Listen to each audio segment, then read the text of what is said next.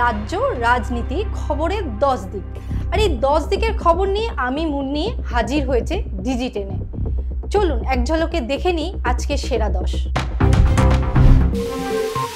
আগামীকাল থেকে দ্বিতীয় পর্যায়ে এসআইআর শুরু দেশে। পশ্চিমবঙ্গ, তামিলনাড়ু, উত্তরপ্রদেশ, রাজস্থান, ছত্তিশগড়, গোয়া, গুজরাট, কেরল, লক্ষদ্বীপ, মধ্যপ্রদেশ, পুদুচেরি, আন্দামান নিকোবর এই 12টি রাজ্যে 51 কোটি ভোটারের তালিকায় এসআইআর হবে।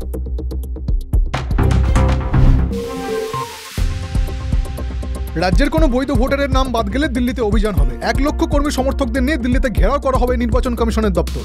বাংলায় এসআইআর ঘোষণা হতেই এই হুঁশিয়ারি দিল তৃণমূল। বাংলা সহ 12 রাজ্যের এদিন এসআইআর ঘোষণা করেছে দিল্লির নির্বাচন কমিশন।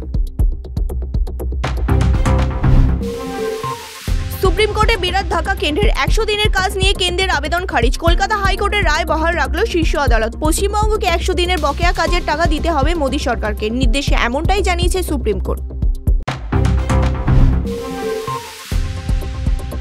ফের মাঝ আকাশে যান্ত্রিক ত্রুটি। এবার চেন্নাইতে জরুরি অবতরণ করল দুবাইগামী স্পাইসজেটের একটি বিমান।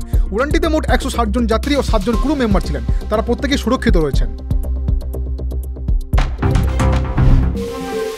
মাত্র 30 মিনিটের ব্যবধানে পরপর দুর্ঘটনার শিকার মার্কিন নৌসেনা। রবিবার রুটিন টহলদারির সময় দক্ষিণ চীন সাগরে আসতে পারে নৌসেনার একটি হেলিকপ্টার ও যুদ্ধ বিমান। যদিও শেষ মুহূর্তে ওই আকাশযান থেকে বেরিয়ে আসতে সক্ষম হয়েছে পাইলটরা।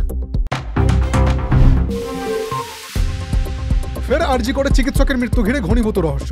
রবিবার গভীর রাতে বারাসাতে একটি বেসরকারি হাসপাতালে মৃত্যু হয় শুভজিৎ আচার্য নামে এক শিশুরোগ্য বিশেষজ্ঞের। কী কারণে এমনটা ঘটলো তা বুঝে উঠতে পারছেন না পরিবারের সদস্যরা।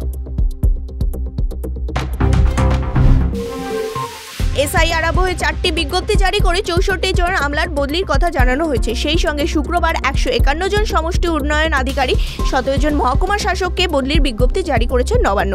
তাছাড়া একই দিনে রাজ্য এবং জেলা প্রশাসনে থাকা 263 জন WBCS আধিকারিককে বদলির বিজ্ঞপ্তি জারি করা হয়েছে। প্রধান বিচারপতি বি আর গাভাইয়ের পর দেশের পরবর্তী প্রধান বিচারপতির মসনদে বসতে চলেছেন সুপ্রিম কোর্টের বিচারপতি সূর্যকান্ত। আজ সোমবার বি আর গাভাই সূর্যকান্তের নিয়োগের সুপারিশ পাঠিয়েছেন কেন্দ্রকে। আগামী মাসের 23 তারিখ প্রধান বিচারপতির পদ থেকে অবসর নেবে গাভাই। এরপরে সেই পদে বসবেন তার জুনিয়র বিচারপতি সূর্যকান্ত। ভারত অস্ট্রেলিয়া সিরিজের 3য় ম্যাচে একটি ক্যাচ ধরতে গিয়ে চোট পেয়েছেন তিনি। এরপর মাঠ ছেড়ে বেরিয়ে যান। সূত্রের খবর, তার পাঁজরে মারাত্মক চোট, শরীরে রক্তক্ষরণ শুরু হয়েছে। আর সেই কারণেই সিডনির একটি হাসপাতালের আইসিইউতে ভর্তি করা হয়েছে তাকে। ঘূর্ণিঝড় মান্থার জেরে আগামীকাল থেকে বৃষ্টিতে ভাসতে পারে বাংলা। আগামীকাল ঘূর্ণিঝড় মান্থা অন্ধ্রপ্রদেশে ল্যান্ড করবে। তার জেরেই শীতের দোরগোড়ায় এসে আবারও সক্রিয় হচ্ছে নিম্নচাপ।